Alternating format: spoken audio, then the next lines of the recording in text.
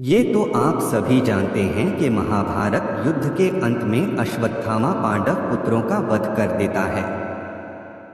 लेकिन क्या आप ये जानते हैं कि पांडव अपने पुत्रों की हत्या के लिए भगवान शिव को दोषी मानकर उनसे युद्ध करने लगते हैं?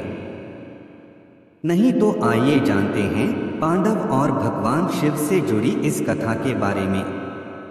ये प्रसंग महाभारत युद्ध के अंतिम दिन का है। युद्ध के अंतिम दिन दुर्योधन ने अश्वत्थामा को अपनी सेना का सेनापति नियुक्त किया। अपनी मृत्यु का इंतजार कर रहे दुर्योधन ने अश्वत्थामा से कहा, मुझे कैसे भी पांचों पांडवों का कटा हुआ शीश देखना है।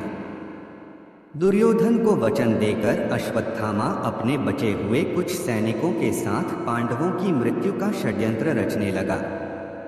उधर भगवान कृष्ण यह जानते थे कि महाभारत के अंतिम दिन काल कुछ न कुछ चक्र जरूर चलाएगा। इस संकट से बचने के लिए श्री कृष्ण ने आदि देव भगवान शिव की विशेष स्तुति आरंभ कर दी।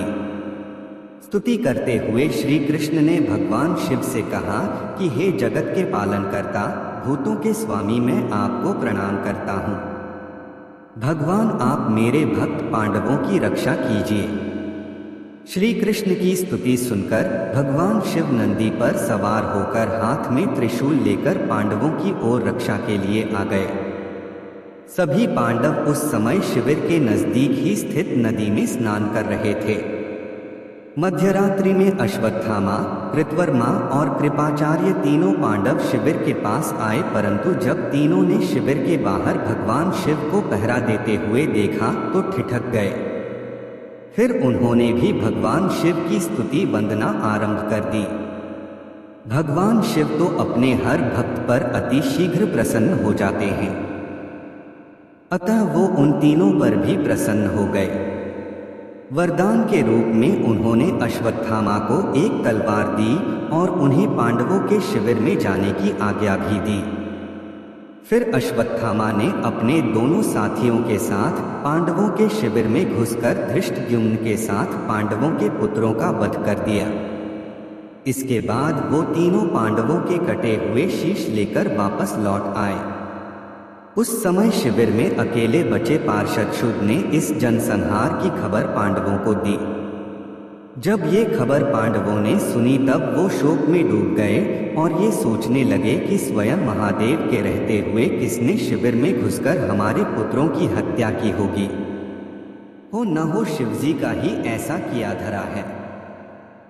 क्रोध में मर्यादा भूलकर वो भगवान शिव को ही ललकारने लगे।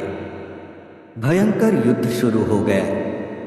पांडव जितने भी अस्त्र भगवान शिव पर चलाते वो सभी भगवान शिव के शरीर में समा जाते, क्योंकि पांडव श्री कृष्ण के शरण में थे और भगवान शिव हरि भक्तों की रक्षा में स्वयं तत्पर रहते हैं। इसलिए शांत स्वरूप शिव ने पांडवों से कहा कि तुम लोग श्री कृष्ण के उपासक हो, इसलिए क्षमा करता हूँ, अन्यथा तुम सभी वध के योग्य हो। मुझ पर आक्रमण का अपराध फल तुम्हें कलियुग में जन्म लेकर भोगना पड़ेगा। ऐसा कहकर भगवान शिव अदृश्य हो गए। दुखी पांडवों ने कृष्ण के साथ भगवान शिवजी की स्तुति की।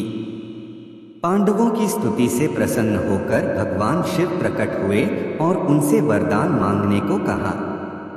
तब पांडवों की ओर से भगवान कृष्ण शिव से बोले, हे प्रभु, पांडवों ने जो मूर्खता की थी उसके लिए वो क्षमा प्रार्थी हैं, अर्थात इन्हें क्षमा करें और इन्हें दिए हुए श्राप से मुक्ति दिलाएं।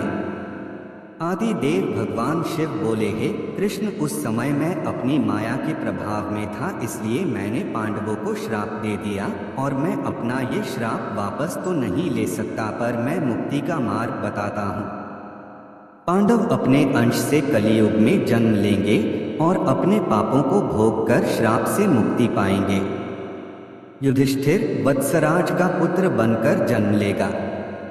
उसका नाम बलखानी होगा और वो शिरीष नगर का राजा होगा। भीम वीरान के नाम से बनारस में राज करेगा। अर्जुन के अंश से ब्रह्मानंद जन्म लेगा, जो मेरा भक्त होगा। नकुल के अंश से जन्म होगा कनेकोच का, जो रत्ना बानों का पुत्र होगा। सहदेव भीमसेन के पुत्र देवसिंह के रूप में जन्म लेगा। दिए हुए श्राप से मुक्ति पाने का रास्ता जानने के बाद पांडवों ने भगवान शिव को हाथ जोड़कर प्रणाम किया और फिर भगवान शिव अंतर्ध्यान हो गए। हर हर महादेव, जय महाबली हनुमान।